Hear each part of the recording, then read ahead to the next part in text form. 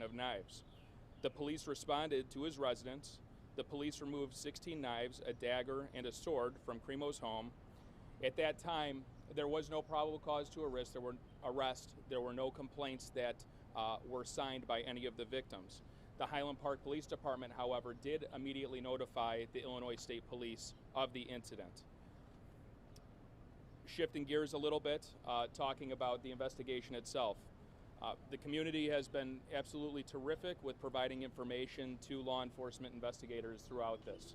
But we're asking the community to, if they're able to dig a little deeper and recall some specific instances from the event, based on video surveillance recovered by our investigators, we're very certain that there was a female witness who saw Cremo drop an object inside of a red blanket behind Ross's at 625 Central Avenue immediately following the shooting. We've not been able to identify this witness yet, but we're asking, if you are the witness and you are hearing this, please call 800, call FBI. Investigators really would like to speak to you about this. We're also asking that anyone with any firsthand information about Cremo relevant to this investigation also call 800, call FBI. Please keep in mind, though, we're asking for firsthand information that could be relevant, that could help investigators. We're not asking for third-party information or information heard through the grapevine, only if it's firsthand knowledge that you have. To update the victim count, including those that have perished, there are approximately 45 injured or deceased from this incident. At about 5:30 this evening, the state's attorney's office will be holding a press conference, and we anticipate an announcement of charges at that time. With that, we'll take some questions. So going to the September incident, obviously people are going to look at this and say, well, this could have been an opportunity to stop what we saw here. Your view on that, and how are these things supposed to be handled? How do you stop a shooter if someone's calling police saying, hey, we have a problem? So the question is the response to the September incident. The police responded there. Police can't make an arrest unless there is probable cause to make an arrest or somebody is willing to sign complaints regarding the arrest. Absent of those things, the police don't have power to detain somebody. Now, if there is an issue where there is the necessity to involuntarily commit somebody to the hospital, that's an option, but that wasn't an option at that time. That it didn't fall in that category. But nonetheless, Highland Park Police did notify the Illinois State Police of that. But as a law enforcement professional, you see someone who has said, I want to kill someone, then he can purchase several guns, like you said, legally.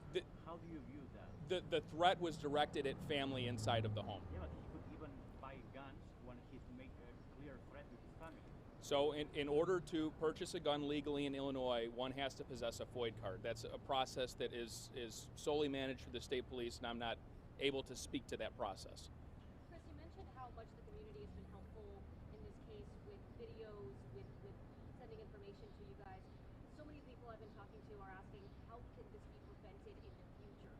Given the amount of social media posts, the sort of disturbing content that he had posted, would you recommend that community members in this community or others flag police to that kind of information? You said you weren't aware of it beforehand. If you were aware of it, could this have prevented something like this, considering the red flag laws and other laws here in the state? So the question is essentially social media. If we had known about some of the posts, would we have investigated? Do we encourage the community to report those? And the answer is absolutely.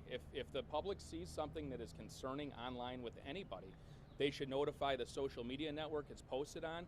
They should notify local law enforcement. And that's when we get involved and we conduct an investigation. Law enforcement's going to do everything they possibly can to ensure the community is kept safe. But if we don't know about it, it's hard for us to investigate. Under the red flag laws in this state, though, would this potentially have been enough for you to confiscate weapons or take some sort of action? So in the case of September, the knives that Cremo possessed, they were confiscated and they were secured for safekeeping. In the case of the rifles and considering the social media posts and the videos that we have now. So at that time, there was no information that he possessed any firearms, any rifles. Would that be enough if he's making threats? It's a case-by-case basis. I don't want to speak broadly to the issue.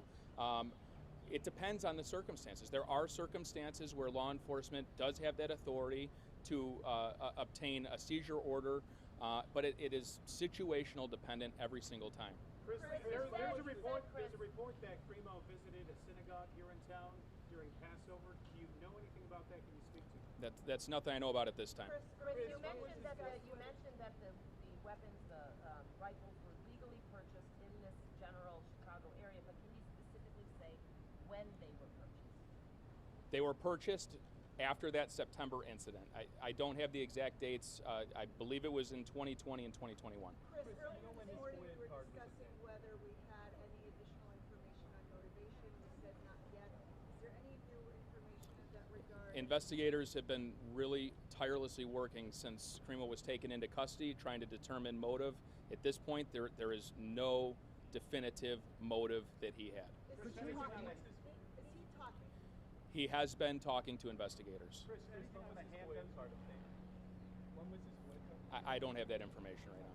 The object that you said was dropped behind Ross, what, do you know what that was? It was the rifle, and it was in a red blanket. Chris, do you have any information that he may have tried to, after the shooting, tried to check himself into a hospital, Lutheran General Hospital, as you've heard any reports? No, we do not have that information. To follow up on the last September incident, you said that involuntarily committing it was not an option. Can you explain that? What are the options for officers? Based on that time, based on those circumstances, that was not an option. It did not fall in that category. What would it require? Again, it's case by case specific. Chris, Were anything on the Irina handgun? and Kevin McCarthy husband and wife, brother sister? What's their relationship? I'd have to get back to you on that. I don't know. Chris, do you have Jennifer, do anything you on know? the handguns that you talked earlier about? How many were there? Were they legally purchased? Anything on that? The count, the sheer number? So he had purchased five Five firearms. Five firearms, and that includes rifles and handguns as well. So the other three legally purchased and they were handguns? There were a combination of which, I don't have the exact count, at least 2 rifles, some pistols, and possibly a shotgun. Those were seized at his father's home pursuant to a search warrant yesterday. What was the size of the knife collection, and did he ever get it back after the incident? I would have to do a little research on Over that. what time period were those 5 weapons purchased? Approximately a year. Is there any information about that 7th victim who passed away in age, perhaps? Not yet, but we are working on obtaining some information. What county is that victim in? Cook. Cook. If the charges are being filed, as you said, probably around 5 o'clock, does that mean there will be an arraignment likely tomorrow morning? Or? That would be my yes. If charges are filed today, it's very likely he'll appear in bond court tomorrow morning. Do you know do you have more evidence about, or more explanation of what you found in the car? You said the rifle was found in the blanket, and what you found on the roof. Give us more specifics on that. Evidence technicians are collecting a lot of shell casings, but as far as anything of evidentiary value, that's the extent. In the car, you said there was rifles, the other rifle? In the car, there was a rifle. Anything else? Was it loaded? I would have to check and get back to you. Do you know where he was heading in that car with that second rifle? He drove around to a number of places. He drove into Wisconsin, then he came back into Illinois. That's when the alert person who recognized the vehicle description from the press briefing called 911, and he was stopped. Chris, are you able to speak to any federal investigation, any possible federal indictments where you would be brought into the federal system? So the FBI, the ATF, our federal partners, the Department of Justice are very involved in this case. I can't speak for them.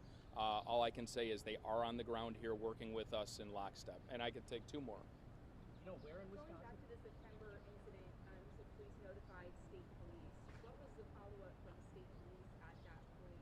And was there any monitoring given what had happened of his social media accounts then? And should there have been?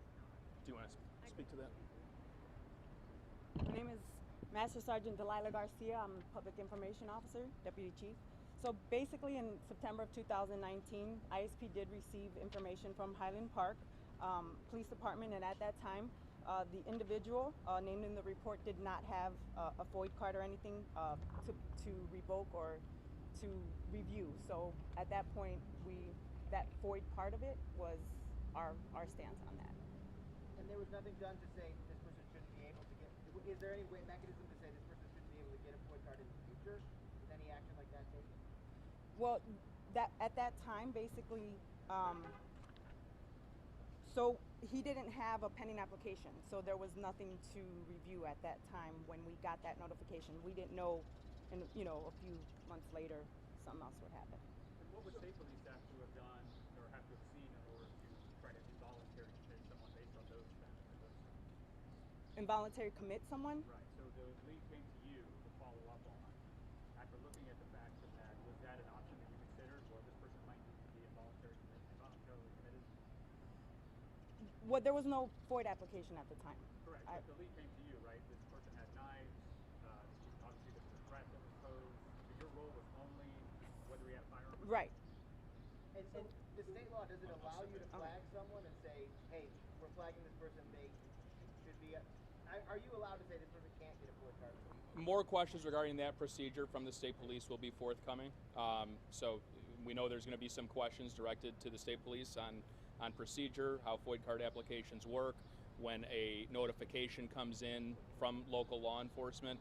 That is much better answered by the state police. It's very hard to speak to their policies and procedures. One more. Where in Wisconsin he traveled to, and how did you track him? Was it iPass?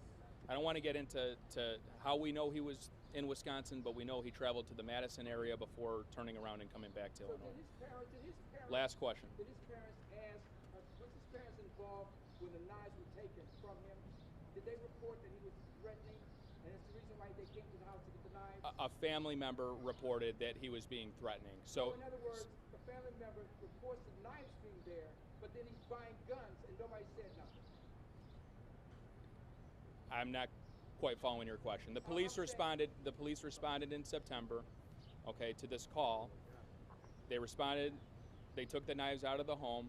They filed the paperwork with the Illinois State Police. At that time, there was no function to make an arrest. But there was no. The parents are there watching him buy 5 and 6 and 7 guns. I don't know if the parents were there. I can't Thank speak you. to that. All right. Thank you. We'll be back at 5:30. All right, guys. Just as a reminder, we're going to the west side of the scene at this point.